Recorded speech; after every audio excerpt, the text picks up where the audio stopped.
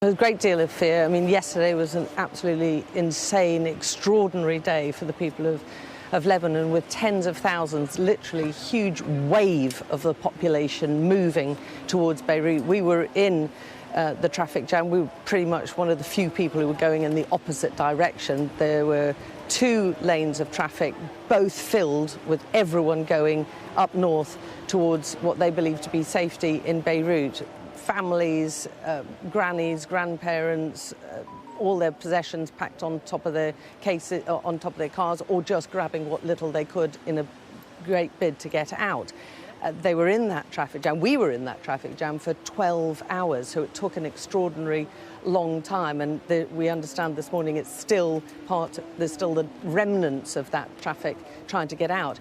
Here, there are those, where we are in South Lebanon, there are those who didn't get out, couldn't get out, or who aren't getting out. The area where we are, there are people sleeping on the beach, there are people sleeping rough on sun loungers with their families. There's been a spate of airstrikes this morning. I don't know whether you can still see the plume of smoke behind me. There's been about a dozen or so, maybe fewer than a dozen airstrikes this morning, all further south where we are, but still about 30 kilometres from the border. So there does appear to be a tactic, at least from where we're sitting, of trying to bomb targets. The IDF say they're bombing military launchers and rockets and weapons stores, and certainly we saw some evidence of that as we were coming down south here. But also the effect, if it's not the intention, but a lot of the Lebanese believe it is the intention, has been to force a huge number of the population out of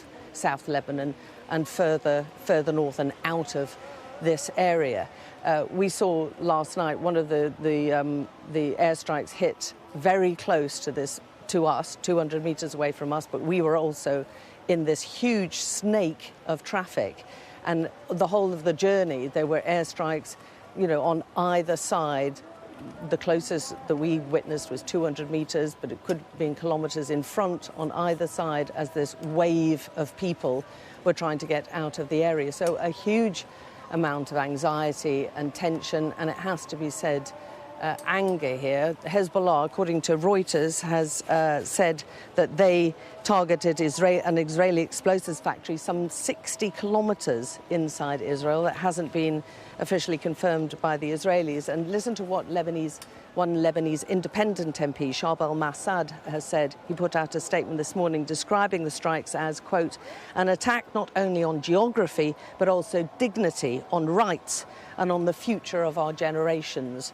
So a lot of displaced people again, and this is on top of the 120,000 people who have already been displaced from southern Lebanon over the past 11 months, on top of the 60,000 Israelis who are not in their homes on the other side of the border, and a lot of cross-border firing still going on. It seems that the Israeli airstrikes are going to continue today from what we've seen so far.